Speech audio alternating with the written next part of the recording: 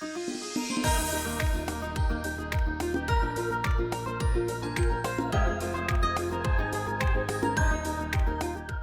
to the Feeding Our Young podcast. Have you ever heard of the phrase, nurses eating their young? I've heard it all the time. All throughout my time at nursing school, I've always heard that.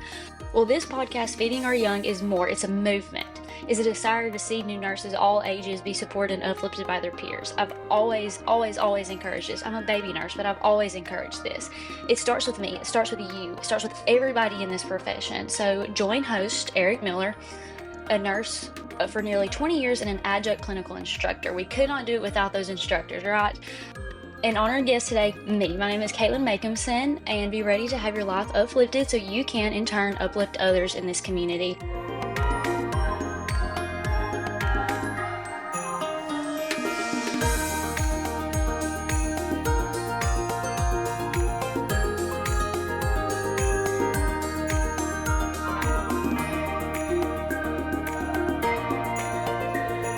Welcome to the Feeding Our Young podcast.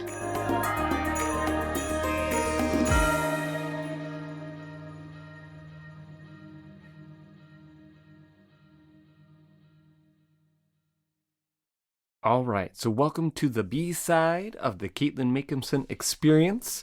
If you missed part one, go back and listen to that one. Great, fantastic background, learning all about nursing externships and what makes Katelyn tick. But in the meantime, Katelyn, I know you've already touched on this, both in the beginning of your previous episode and, talking about your plans in the ER, but what are your plans after graduation, both short-term and long-term? So starting my BSN on August 20th, that'll be a year. I'm going to try to take probably August to December off just to work and focus on work, kind of do have a break. I'm hoping still pray for it all the time, being able to get into a nurse practitioner program, hopefully in the spring of 27. Okay. Just kind of go ahead and get the ball rolling because that's where I want to end up. I'm hoping to end up. I already kind of knew when I saw the side of nurse practitioner, I was like, I do like this. And then I found out you can be an emergency nurse practitioner, and I was like, I'm all for this. Yes. So that's, I always been praying that once I figured out this, I feel like this would be a good spot for me.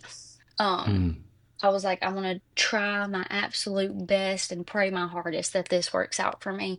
But I know going through that nurse practitioner program, some schools have it for 2 years, some schools have it for 3 years, just kind of depending on where you go to, and then hopefully getting a family nurse practitioner and then specializing in emergency room so I can kind of stay where I love, which is in the emergency, because it's weird, but I find sanity in the insanity. So I find sanity in the chaos and stuff, if that makes sense. I do. I feel calm, cool, and collected when everything's going crazy. I love it. I love it. So, but yeah, that's the long-term goal for me. Honestly, short-term goal is just, day by day, getting through this BSN. And really short-term goal is just passing my NCLEX. There we go. And so, pulling that back around, how long before you're sitting for it? So I actually just kind of paid all my dues and all of this stuff 2 days ago. So I've got to wait for my attention to test, which is going to be about 2 weeks roughly. And then I'll probably wait another week or two, just kind of seeing how soon I can take it, because I'm ready to get it done and over with, honestly. Yeah. But Orlando Health, they pay for our NCLEX, so that was another blessing, because I was panicking, because I was like, how am I going to pay for this? I don't have enough income. I've got to pay for my single state, and then I've also got to pay $200 for the NCLEX, and then I've got to pay for this BSN classes and all of this stuff, and I'm like, can this not wait until after I got my RN job? But of course it can't. So, but yeah, that was absolutely another blessing that just kind of popped up, is that they're paying for it. So since they are paying for it, I'm just go ahead and get my multi-state license. Okay. So they paid for all of that and stuff, and I've got to do the fingerprinting and stuff. It's a little extra than just for the single state. So for the multi-state, you got to fill out like an extra form and then do the fingerprinting. So that's where I go after this, is Okay. to go ahead and do that. So yeah, because I can't get my attention to test until those fingerprints are done. So Gotcha. that's why I'm like, as soon as possible and Let's stuff. get it So done. yes, so hopefully for my LPN one, it kind of they tell you when you like pay for everything, like your attention to test is going to come in about 2 weeks. You know, it says Mm-hmm. like roughly 2 weeks, that kind of stuff. For my LPN one, my temp license came in about a week and a half after I applied, and then my attention to test came in, I want to say like a week after that, which for also another blessing in my job is that they allow us to work on an RN temp license.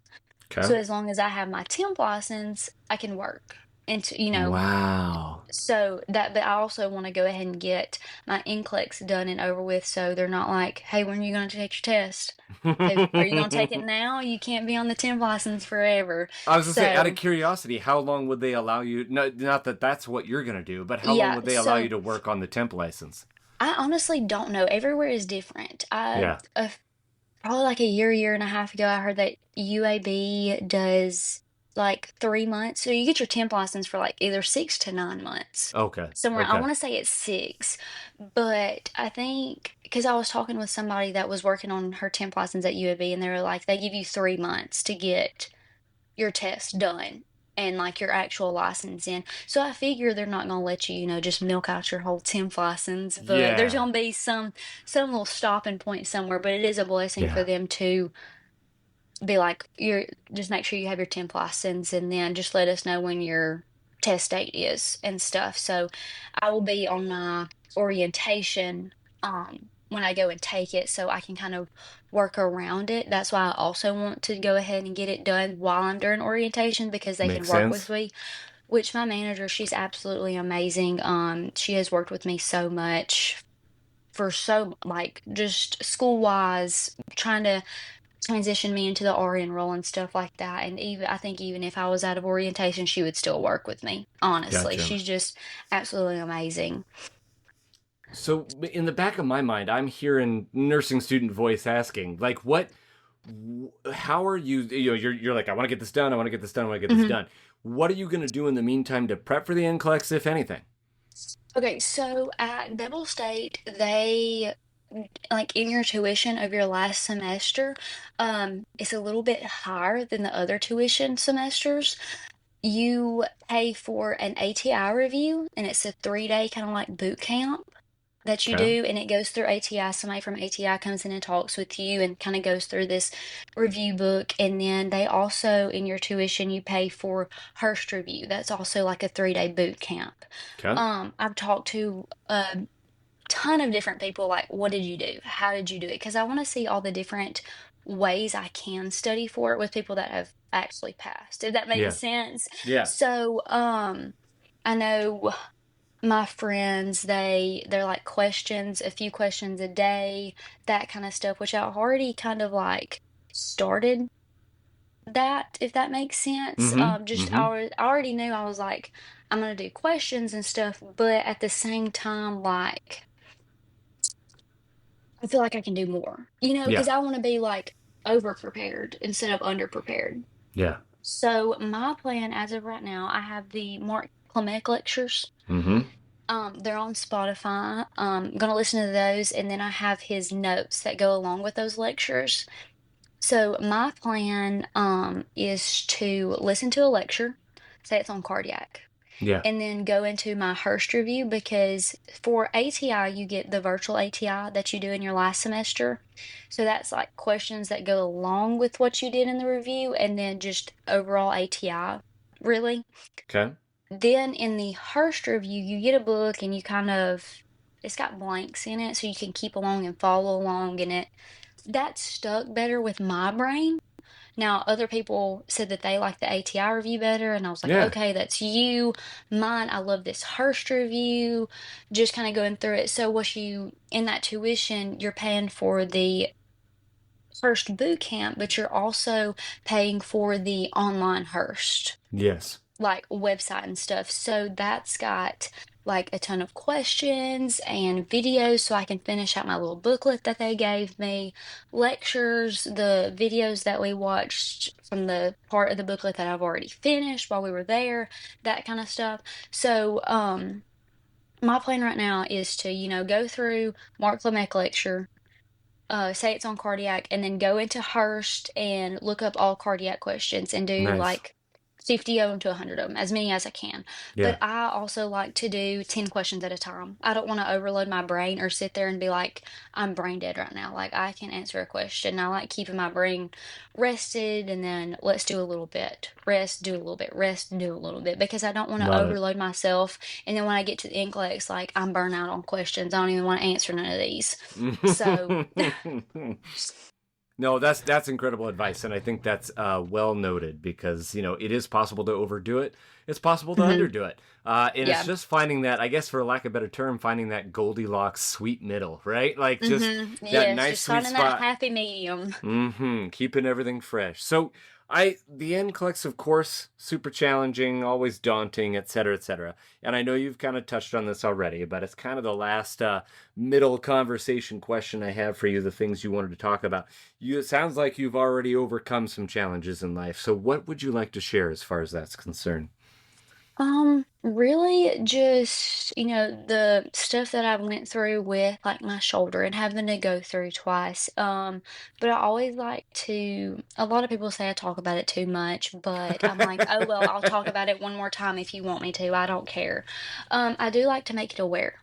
Mm-hmm. So I have a rare heart condition. When I was documented back when I was, diagnosed back when I was 14, I Okay. was documented case 61 in the entire US ever. It is called neurocardiogenic syncope. It is a heart condition from your vagal nerve. Yes. Okay. So that vagal nerve runs spine, heart, stomach, right? Those Mm-hmm. are like the big ones that it hits through.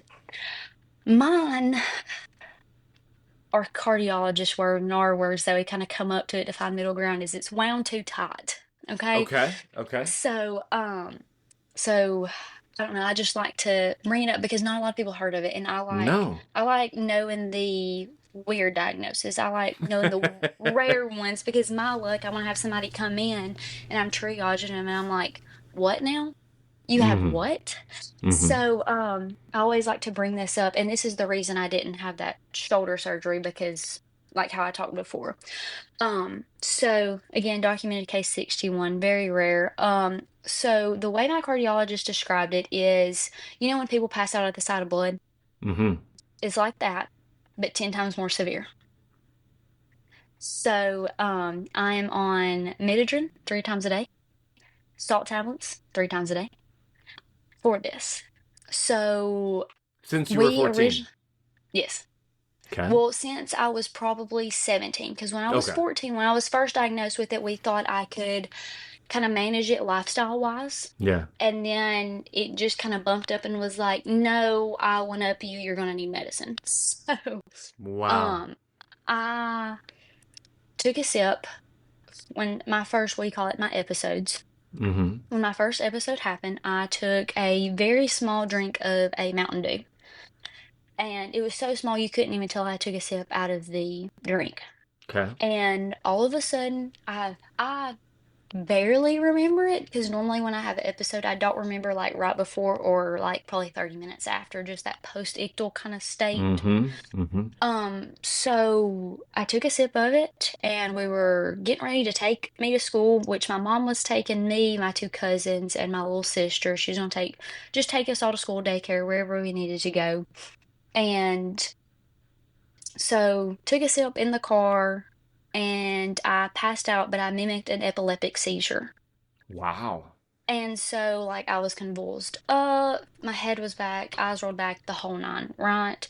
So, went to Children's because again, I was like 14 at the time. Like, nobody else Yeah. was really gonna see me. They were gonna send me to Children's anyways, Yeah. which mom requested to go to Children's. So went to Children's. They couldn't really figure out. So we got in with neurologists, cardiologists, anything we could. We really went to neurologist first because Yeah. They're you thinking have this. seizure. Yeah, something along Yes, those yes. lines. So like neurologist is gonna be your first line. Mm-hmm. So went there, I did all the EEGs, all the things, did all of that, did all the tests as much as I could. And then they said, go to a cardiologist. We everything's fine with her brain, go to a cardiologist. So we did. We went to our family cardiologist. He's at Princeton. It's Dr. Mendelson. Absolutely love him. He's my Hmm. grandmother, my grandfather's doctor. Like, love him. He's the one that Wow. diagnosed me, so love him even more, right? Yeah, yeah. Um, so we went to him. He, um, did the EKG, did tests and stuff like that, and it was. I can't really remember because it was so long ago, but I know I ended up having to do, all like so many EEGs, wearing heart monitors, doing the like the exercise test where they get you on a Mm-hmm. treadmill and like you start walking and then out of nowhere you're running full speed. Yeah. Stress. A little stress test there. Yes, stress Yeah. test. Mm-hmm. But that and then I did a tilt table test. And that's Okay. kind of like some people know what that is, some people don't. Um, so everything was fine until I did the tilt table test. Hmm. And I lasted 8 minutes and my heart stopped for 8 seconds. So, yeah, that's what I'm saying. It's very, very severe. Wow. So, the only thing that really was that like we could pin it down like causative wise Mm-hmm. was that Mountain Dew because that I literally had that probably 2 seconds before I mimicked that seizure. So we were like, I cut out drinks. I haven't had a soda since then. Hmm. Like so I just drink water and sweet tea and I just move on about my day. There you go. Yeah. So and it's not really like caffeine wise, it's carbonation. Okay. So we found out that the carbonation, when it hits my taste buds thinks it's too much pain and shuts my body down. Wow. Yes. So then we also found out that, so I was very athletic. I did softball year round, travel ball, school ball, and then I also did volleyball Okay. on top of that because all of this was when I was in high school, like eighth grade high school. Yeah. Found out so normally, everybody knows it's kind of like when you're active, sometimes your normal heart rate and your normal blood pressure is a little bit lower just because that's your body kind of like preparing you just in case, like we're still going to keep you in a safe range when you're exercising, pretty much. Yeah. So I found out like my blood pressure was staying in like the 80s over 40s. My heart rate was staying in like the 40s. Everything was just super low. And I was looking back on it now, I was like, yeah, Caitlin, something was very wrong with you back then because I never had any energy. I I just kind of muscled through and pushed through all athletic wise Golly. because I don't know, I'm not just gonna give up on athletic because I was like, I'm fine, I'm fine. Yeah. I'll just drink me some water, give me a cup of coffee, something, I'll be fine. Yeah. So that's just what I was doing, and I was just, muscling through all of it, but I just felt awful all the time. Like I was Mm-hmm. always trying to rest, or I wasn't eating good because I was like, I don't even feel like it. So, so we kind of cut out, or we did cut out all of the carbonation, all of that good stuff when I was 17. It caused me to have a wreck. So I had passed out while I was driving down a Yeah. back road. I Yeah. had wrecked. I had a Jeep Wrangler, so it tumped over on its side. Thankfully, I had the Jeep Wrangler because it did save me. Mm. Just because they're so sturdy, even though it did tump over because they are top heavy, but they're so Yeah. sturdy. So, Yeah. um, but it was because my blood pressure and stuff had gotten so low, it caused me to pass out. Oh my So, gosh. after that, went back to the cardiologist. He was like, try these meds. We're going to do it 3 times a day.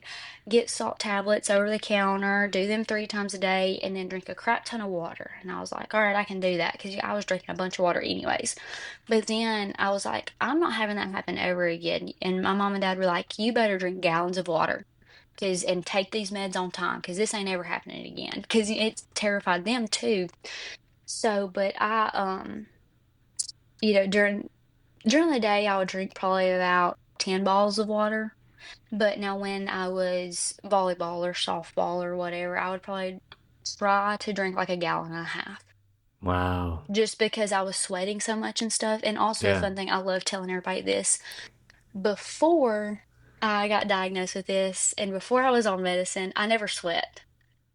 Oh, Like I never did. wow. I don't know if it was like just chemical wise, that was also my body telling me something was wrong or what, but Yeah. I never really sweat. So when I started, I came to mom and I was like, "Mom, what is this? Is this sweat? This is disgusting."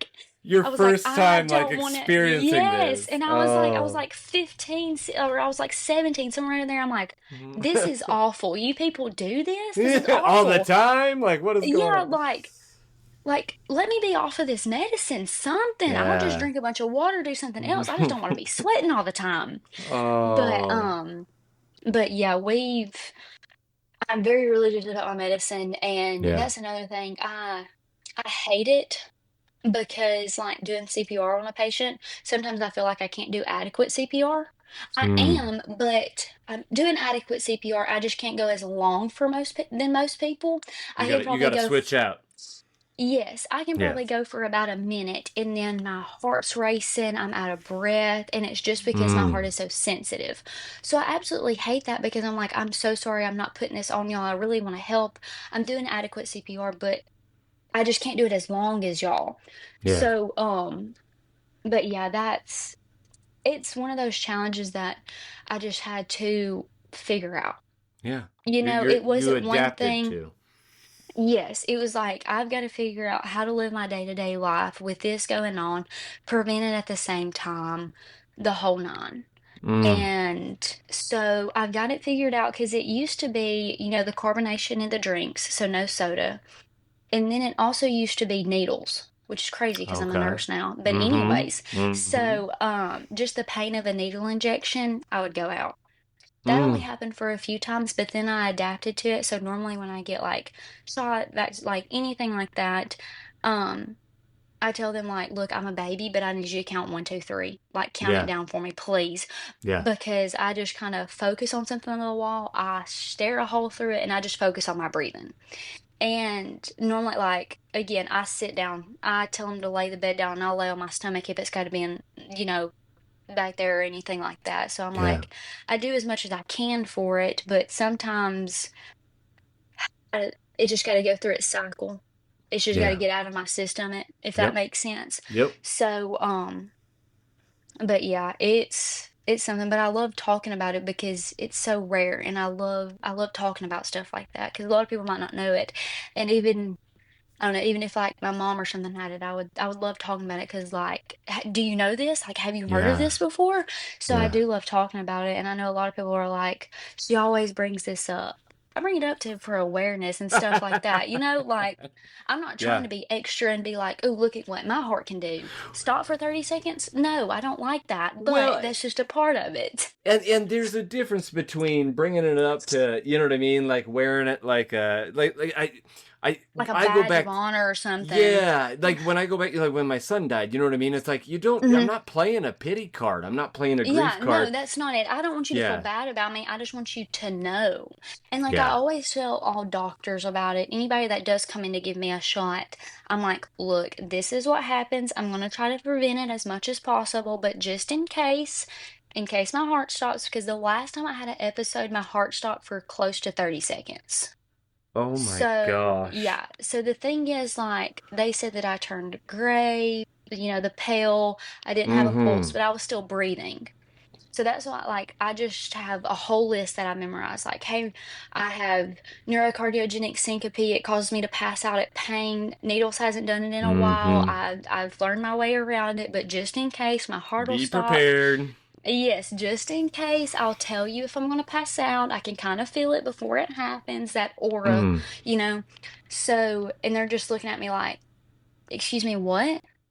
And I'm like, I'm so sorry. We're fine. Everything's going to be But okay. I have to make you aware But of this. fair warning, yes, because I feel like the first time I forgot or something, it would happen, Yeah, yeah, So, 100%. but I just be proactive. I keep an extra thing of medicine on me in Yeah, case, that kind of stuff. And I wish a lot of people would do that, like with their yeah, conditions and stuff. No, I don't wear a medical alert bracelet or something like that, but I've thought about it and Hmm. stuff like that. But at the same time, I kind of tell everybody. Yeah. So just in case, kind of like, so the people I work with know that kind of Yeah. stuff. Um, but yeah, that's one thing that like is one of my biggest pet peeves type of thing. Like, oh well, I've had blah blah blah blah, but I'm not going to tell you about it. And I'm like, I need to know that stuff. Yeah. Like, Yeah. To it's be important prepared. information. Yes, so that's just one of my biggest things, and it's unique to me. It's crazy. It's unique. It's whatever, but And yeah, that's it doesn't define you, but it is a part of you. And yes. Caitlin, from top to bottom, beginning to now, you've been so incredibly inspiring. Like the things that because this is something you've got to live with. This Hmm. is something I don't Hmm. know about. I don't have to experience that. And the fact that you are able to not only navigate nursing school, navigate becoming a nurse, and all that, you're doing it with this extra sitting Hmm. behind you, in you, ready to go off at any given moment. So I Yeah. thank you for being so incredibly inspiring. For the sake of time, we're going to pull this back around, and I want to, Okay. like, how has your inspiration got you through those three words that you used to describe nursing school? So, what were those three words you chose, and why did you pick them? So, it was demanding because you you got so much going on, and it's just so like time demanding. Mm-hmm. Um, Kudos to all the people who had full-time jobs, kids. I don't know how you did it. I truly don't. You are a superwoman, superman. You are absolutely amazing. I don't know how you did it. There were so many people in my class that had kids and had the full-time jobs and had both. And one of the girls in my class, she got engaged, she planned a wedding, and she had a baby all Oh throughout my nursing school. And I'm like, gosh. you are a superwoman, lady. Like you, I don't know how you've just done all of this, but she did it with grace and elegance, and all of them did. And I'm Mm. like, I'm over here panicking, and I don't have a kid. I have a PRN job. Like, what am I doing? So, but yeah, it's very demanding. Don't let it just absolutely get to you. One of the things that I loved about Bevel is like my first semester, the teacher, was kind of going through everything, and she was like, one of the main things, have self-care. This is a very demanding program. Make sure you kind of do something for yourself when you have time, and I still go through that. Mm-hmm. So I'm still like, all right, look, I did this, this, and this, and this. I need to go chill out by the pool. I need to go take a walk. I need to go do something, whether it's just go grab a cup of coffee or something. I need to go and take a break. I need like a mental break from this for just a Yeah. second. And at first, I was like, I felt bad because I was like, I should be studying. I should be doing something else. I should be doing something for nursing school. I'm gonna fall behind, but you're not. Nope. A lot of people feel like that, but you're not. You're on your track. Just don't only study 30 minutes before the test or something like that. Like, just, I always planned out my time. Like, all right, I'm going to study this for an hour. I'm going to go do this for an hour. I'm going to come back and study. Space it out. Don't just sit there and sit down at a desk and study for 6 hours. Break it Mm-hmm. up. Don't Mm-hmm. don't drain your brain. Um, my second word is rigorous because I think that is top tier word for nursing school because it is just the assignments, and if there's just a nursing student or a brand new nursing student listening to this, you will find out that there is more times than not stuff that you have to do that don't count for a grade. Yep. But if you don't do it, then you get point stocked. It makes no sense whatsoever. All I've still yet to find where it makes sense. But it's just stuff like that. Like, you might have clinical or lab on Monday, class on Tuesday and Thursday, and another lab or clinical on Wednesday. So then you've only got like Friday, Saturday, Sunday to study, but you might have something else going on. Mm-hmm. You might have something else going, like literally anything, whether it be a family issue or you have somewhere to be at this certain time, like appointments wise and stuff like that. Is so rigorous because you're trying to juggle so many things at once. Because I always looked at it like I have my life and then I have my nursing school life. So I'm living two Mm-hmm. lives right now, and I'm just trying to just figure it out step by step. Yep. Everything's going to feel chaotic, and there's going to be so many ups and downs, they'll pull through. If you're a brand new nursing student, you will pull through. Just, have faith, break it down, don't overwhelm yourself. That was my Yeah. biggest thing because it's going to be rough and you're going to doubt yourself and all of this stuff. But, surround yourself with people that love and care about you, and that's going to support you because friends, family, that's why I'm so grateful. My boyfriend, he's in nursing school too. He just graduated too. He understood Mm-hmm. that process and stuff, and he studied differently from me, but then he understood like everybody studies different. Yeah. So just kind of find your people, find where you can, that's somebody that's gonna, when you're falling over and stuff like that, you're gonna pick you back up. My last word is just rewarding. That's the whole nursing profession. It's just Yeah. very rewarding. If you don't feel like if it's been rewarding, please try to find a different perspective on it.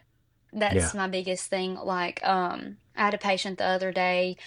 She had fell, busted her whole face open. I felt so awful Mm. for her. It hurt my face just looking at her.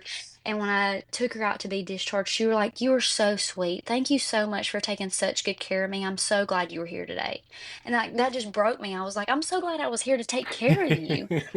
Like you were Yeah. absolute sweetheart. Thank you so much." It's just those little things. And yes, you're gonna have patients that are like, "Well, why are you even in here?" And those mean patients, and just they're grumpy old men or grumpy old women or just Less grumpy people in general. less than appreciative, let's say. Yes, yes. And you might feel like, because some shifts you might have four patients or eight patients or two patients or whatever floor you're on, and they might all be grumpy. And Mm-hmm. you're gonna probably leave that shift and be like, "I didn't do nothing today. I just made everybody mad. What was the point of that?" Yeah. But it's those little things. I might have 10 patients in a row that are grumpy, but that 11th patient might just be so appreciative of me, it makes it all worth it. You Yes, know, it does. that's my thing. It's just very rewarding because again, you're gonna have the not appreciative patients and you're gonna have the very appreciative patients, and you shouldn't hold one above the other because they're Mm-hmm. both humans. Mm-hmm. Everybody has feelings Mm-hmm. and everybody's allowed to voice them, and that's okay. But in our mind as humans, we're always going to hold the one that is like, "Thank you so much," a little bit higher than the one is like, "Why are you here?" That's human nature. Yep. You're going to hold somebody higher. You're going to like them better if they like you. Um, but at the same time, just they're still your patients. Whether you feel like you haven't done anything today, you help them. Whether they Yeah. feel like it or not, whether you feel like it or not, say you hung a bag of antibiotics, you still helped them. Mm-hmm. That's still so rewarding. You helped them one day closer to getting out of the hospital. You Mm-hmm. helped them over something. And even if it's just not even your patient, family members wise, Yeah. like we've got a kudos wall is what we've started of people that have sent in stuff like emailed like, "Hey, this person did this well, I appreciate Right. them so much," that kind of stuff. And then we also have a wall separate to that that has where people have sent us letters and stuff like that and Hmm. cards and stuff, and I love reading those all the time, like as I walk by them, because most of them are family members. I was reading one yesterday, and it was a family member that the patient had ended up passing away, but the family member had still wrote us a letter about how great we were to them and how Wow. they knew that we had done everything we could. And those, I wasn't even in that situation. I didn't even know the patient. I didn't even know the people, but it felt so rewarding to me knowing that I could still be helping a patient's family member, even if I couldn't help the patient the way I wanted to. Because, you want to save everybody, but Yeah. the Lord has other plans. The Lord's like, "No, they're coming with me." So, like, you can do everything you can, but the Lord's like, "Mm-mm, no, they're coming with me. It's time to come home." Yeah. So, I just feel like it's so rewarding, and I love that stuff because, again, some days are a lot better than others, but Yes, it's ma'am. just go back to break it down to the simplest way possible what you are doing. Yeah. Nursing. You Yeah. are helping anybody and everybody that you absolutely can to the best of your abilities. You are saving people, whether you feel like it or not.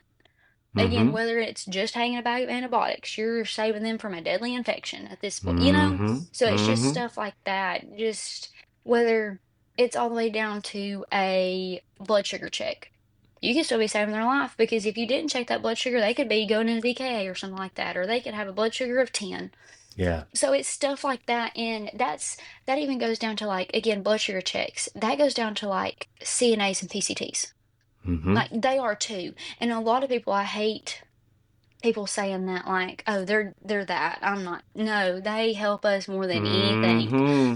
Like they are amazing and I absolutely Mm-hmm. love them. And we always have two in the ER and I love them. Sometimes if I have questions, I go to them before I can find a nurse. Yep. Because I'm Yep. like, I need help. Where is this at? Can you come help me? Can you do this for me by any chance? And they're like, yeah, absolutely. Yeah. And stuff. And they're just amazing. And it's just a big teamwork. Just anybody and everybody watching this, whether they're a nursing student or you been a nurse for 20 something years, 20 so years, just always go back to it being rewarding because it's so easy to Yeah. get burnt out, Yep. but rewarding, rewarding, rewarding. Yes, and look for those rewards. And like you said, like that's what I wanted to say was the team effort, right? Like Hmm. you are working together as a team to better somebody's life, and there's nothing more Yes. rewarding than that.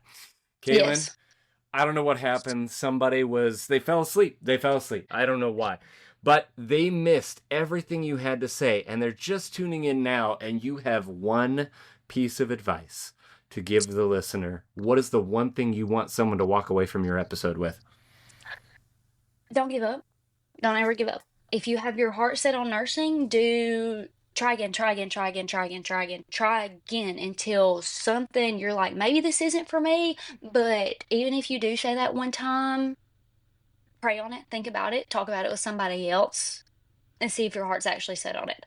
Make sure you go into whatever it is with your heart set on it because one of the biggest things, if you love your job, it's not going to work, it's going home. Mm-hmm. So Mm. I just take that with me everywhere. Like, I absolutely love my job. I love being the ER. Again, more days are bad than others, but it's okay. It's very rewarding, and I love the people I work with. I love my job. I love what I do. It's like going to a second home. Mm. Katelyn, I love it. I couldn't have said it better myself. Thank you so much for giving your time this afternoon to just drop the wisdom. Yeah, do you mind if I say two verses? I have two verses saved By all that means. these two helped me throughout nursing school, always. Um, that it's just two little verses. But they carry a big impact on me, and hopefully they'll carry a big impact on somebody else. Let's So give me go. a second if I can just find them real quick. So the first one I have is Romans 8:28. So let me make sure I'm there. All right, so in my Bible right here, it kind of breaks it down because it's more of a study Bible because I love that more. Mm-hmm. So this section in Romans 8, the title of it is More Than Conquerors. So Mm. 8:28 says, "And we know that all things work together for the good to them that love God, for those who are called according to his purpose." Remember, if you are called to something, whether it is nursing or not, it is for his purpose. It is your plan that he has for you. Go with it. Whether it works out only for a few months or years, it's his plan. It's his plan. That's the Mm-hmm. biggest thing that I think I could give anybody, that whether it's good or bad, it's his plan and something's going to work out in the end. And then the second one I have is this is like absolutely the biggest one, along with those songs. I was like, let me just read it and it just brings me peace. Mm-hmm. So it is 2 Samuel 22:2, which I absolutely love it because I went through nursing school twice. So I love all the twos. All the twos. Yes. So 2 Samuel 22:2 says, "And he said, The Lord is my rock and my fortress and my deliverer."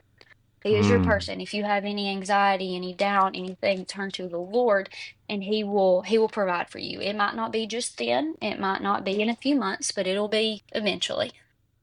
Katelyn, thank you. You're You're the welcome. first honored guest to close an episode with two verses and two verses. 2 Samuel 22:2. Yes. Two Hmm. times through nursing school. Two's your number. We're Yeah. done. Katelyn, I can't thank you enough. Thank you so so much, my new friend. Absolutely. Thank you for having me on. Here's what's happening on the next episode of Feeding Our Young. The way I like to think about it is, our lives tell a story, and we don't always get to decide how that story ends.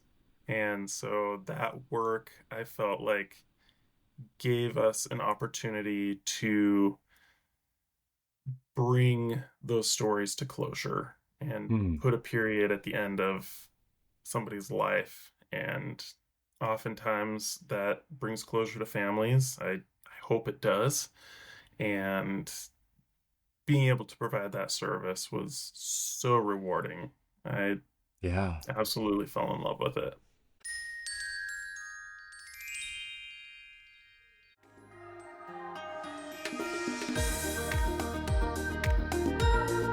Did you like today's episode of Feeding Our Young?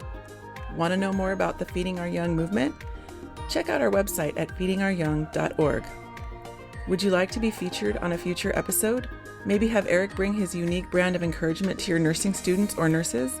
Please text us at 509-666-5636 or email us at info@feedingouryoung.org. We're so excited to have you return to hear our next honored guest. Be sure to follow us on YouTube, Instagram, Facebook, and TikTok at Feeding Our Young LLC. Again, that's username Feeding Our Young LLC. Until next time, be encouraged and go find someone to encourage today.